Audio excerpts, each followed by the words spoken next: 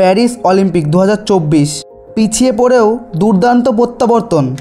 হকিতে নিউজিল্যান্ডকে হারালো ভারত। টোকিও অলিম্পিকে 41 বছরে খরা কাটিয়ে হকিতে ব্রোঞ্জ জিতেছিল ভারত। হরমনপ্রীত সিংয়ের নেতৃত্বে দল এবার পদকের রং বদলাতে মরিয়া। বিশেষ করে গোলরক্ষক PR সিজেসের জন্যই ভারত এবার প্যারিস থেকে পদক জিততে চাইছে। সেই লক্ষ্যের প্রথম ধাপ সসম্মানে উত্তীর্ণ ভারতীয় হকি দল পিছিয়ে পড়েও নিউজিল্যান্ডের বিরুদ্ধে ছিনিয়ে নিল দুর্দান্ত জয়। প্রথম কোয়ার্টারে ভারত পিছিয়ে ছিল 1 গোলে। দ্বিতীয় কোয়ার্টারের শেষে ফল ছিল 1-1। তৃতীয় কোয়ার্টারের শেষে ভারত এগিয়ে যায় 2-1 গোলে। শেষ কোয়ার্টারে দুই দলই একটি করে গোল করে। শেষ অবধি ভারতের জয় এলো 3-2 ব্যবধানে। ম্যাচের 4 মিনিটে অভিষেকের শট বাঁচান কিউই গোলরক্ষক ডমিনিক ডিক্সকন। ঠিক 8 মিনিটে স্যাম লেন পেনাল্টি কর্নার থেকে গোল করে এগিয়ে দেন নিউজিল্যান্ডকে। 16 মিনিটে সুখজিৎ সিংয়ের শট বাঁচান গোলকিপার।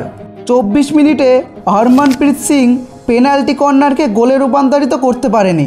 তবে 24 মিনিটে পেনাল্টি কর্নার থেকে গোল করে সমতা ফেরান মনদীপ সিং। ঠিক 32 মিনিটের মাথায় মনদীপ সিংয়ের শট বাঁচিয়ে দেন নিউজিল্যান্ডের গোলকিপার। এরপর নিউজিল্যান্ডের স্কট বয়েডের গোল বাঁচান ভারতীয় গোলরক্ষক সিজেস। 34 মিনিটে বিবেক সাগর প্রসাদ ভারতকে 2-1 গোলে এগিয়ে দেন। এরপর গোল শোধ করতে মরিয়া হয়ে ওঠে নিউজিল্যান্ড।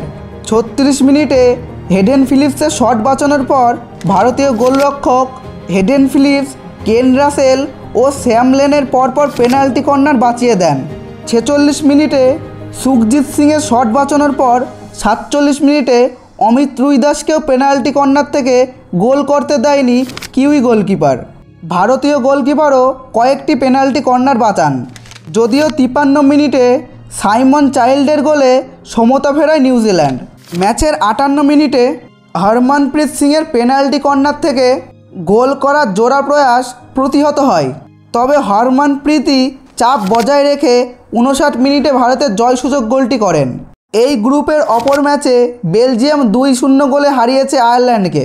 অস্ট্রেলিয়া 1-0 গোলে জয় পেয়েছে আর্জেন্টিনার বিরুদ্ধে।